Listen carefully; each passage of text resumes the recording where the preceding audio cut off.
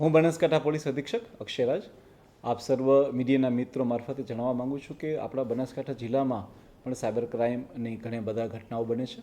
આ જે ઘટનાઓ બને છે તેમાં જે મુખ્યત્વે જે ફ્રોડ હોય છે તેમાં કોઈને કોઈ માણસ જે છે એ કોલ કરી અને ઓટીપીના પાસવર્ડ મોકલવા, કોઈ લિંક મોકલવી, આ ઉપરાંત જે છે OLXની વસ્તુ મારફતે કોઈ કરાવવું, KYCનું ફોર્મ ભરાવવું કે આવી બીજી કોઈ લિંક મોકલી અને અલગ અલગ રીતે આપણા જે માણસો હોય છે કે જે લોકો શિક્ષિત પણ હોય છે ને ઘણા કિસ્સામાં જે લોકો ઓછું ભણતા હોય છે તેમને બી ડરાવી ધમકાવી અને પોતે કોઈ અધિકારી છે તેઓ બી ખોટો રફ જમાવી અને આ હાલના સમયમાં AI ટેકનોલોજીનો યુઝ કરીને ઘણા બધા સાયબર ક્રાઇમના અપરાધો બનતા હોય છે.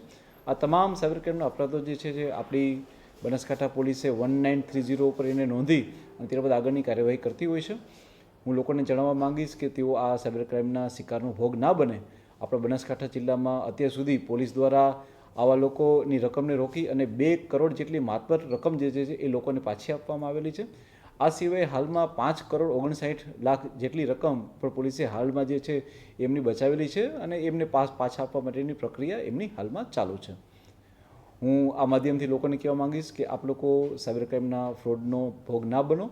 આપ લોકો ખૂબ સાવધાની બરતો અને છતાં પણ જો આપને કોઈ મુશ્કેલી થાય છે અને આપણા સાથે કોઈ ફ્રોડ કરી જાય છે તો આપ 1930 ઉપર કોલ કરશો તો અમે આપની રકમને તો તરત ધોરણે એને ફ્રીજ કરાવીશું અને ત્યારબાદ આપની રકમને પાછા આપવા માટેની અમે તમામ કાર્યવાહી બી કરીશું. Thank you.